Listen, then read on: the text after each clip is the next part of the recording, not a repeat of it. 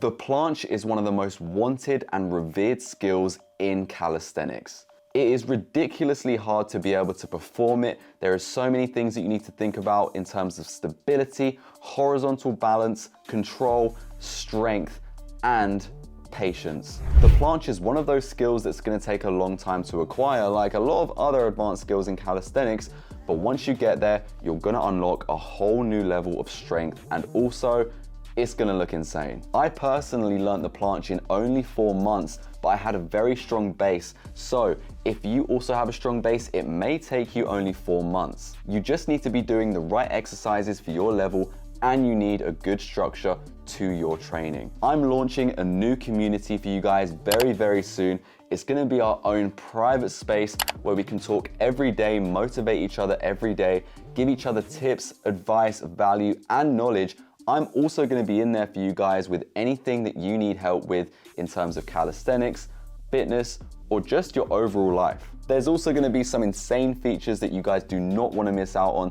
So if it sounds like something you're interested in and you want my one-on-one help to help you develop to the highest level and reach your full potential in calisthenics, make sure to click the link in the description to fill out the application form and join the waitlist. I can't wait to see you in there. All right, guys, so the first exercise we're gonna get into is going to be the tuck planche. This is one of the first progressions that you need to master if you're trying to learn the planche, and I'm going to explain why.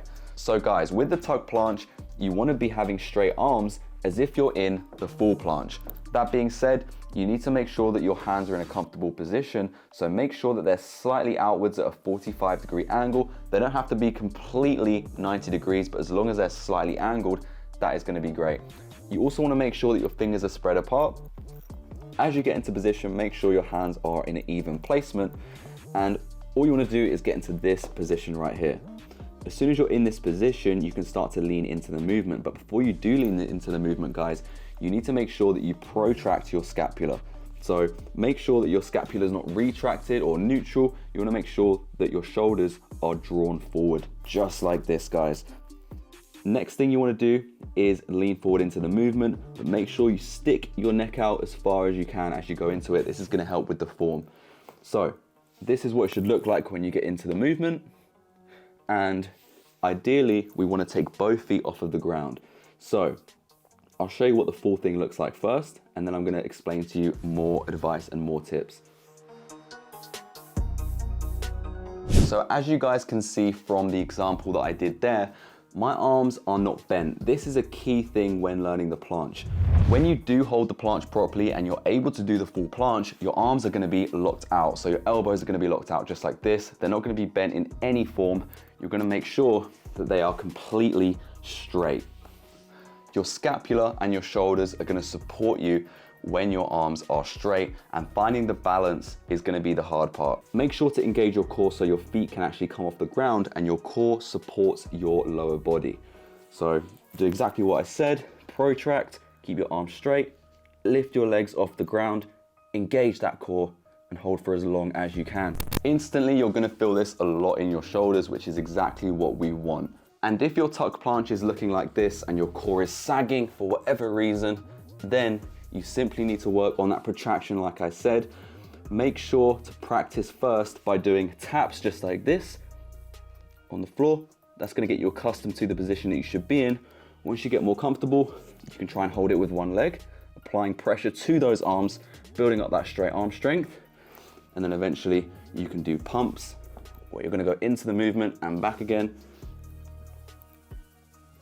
And then eventually you'll come to a point where you can hold it for more and more seconds, which is exactly what we want. Then you've mastered the first progression. You've built up a lot of strength, a lot of straight arm strength in particular, and also your scapular strength is going to be capable to advance to the other progressions along with that basic core strength that we can build on. So that's the very first exercise you should be doing if you're trying to unlock the full planche. This is also great because it's the very first progression. Once you get to a good level at doing the tuck planche and you can hold it for, let's say, at least 10 seconds, then you can start to try and extend your knees out, extend your legs out, engaging that core a lot more, building up some strength, and then you can go to the advanced tuck planche and beyond. All right, guys, so if you thought that was too hard, then I've got you covered. There are some easier things you can do for the planche, and these last two are going to be the ones you need to be doing nearly every single day, or at least every workout if a planche is your main aim. The second exercise that we're going to focus on is the frog stand. The frog stand is one of the easiest skills for beginners in calisthenics to learn.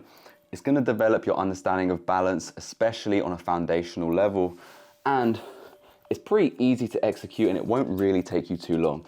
The way you do the frog stand is as follows. So make sure your hands are spread out, they're forward, because this is where you're going to be for the handstand in the future, so that's also going to help you. You want to make sure that your legs are outside your arms, and you want to come into it just like this. You can do the same thing with the taps as the tuck planche, as like so. Eventually you can use 1 and then go to 2. So that is simply the frog stand, guys. You're gonna understand the very basics of core activation on the frog stand, which is gonna go well with tuck planche training when you get to that level. But if you can hold this for, let's say, 30 seconds, guys, you're gonna be in a very good place to be able to learn the tuck planche. So let's move on to the next exercise. Okay, so I got a bit carried away with the handstand there, but I also did want to mention that it's going to be great for your wrist development and your wrist strength, which is going to be key for the tuck planche variations. So when you do learn the frog stand, there's going to be a little bit of stress placed on your wrists, but the better you get, the stronger your wrists are going to be. And then when you do get to the first planche progression, such as the tuck planche, you're going to be in a lot better place to be able to do it. And also it's going to help with every other exercise that you do in calisthenics. That is why I always tell beginners to learn the frog stand. So if you haven't learned the frog stand, your whole time is weak. You need to start doing it now.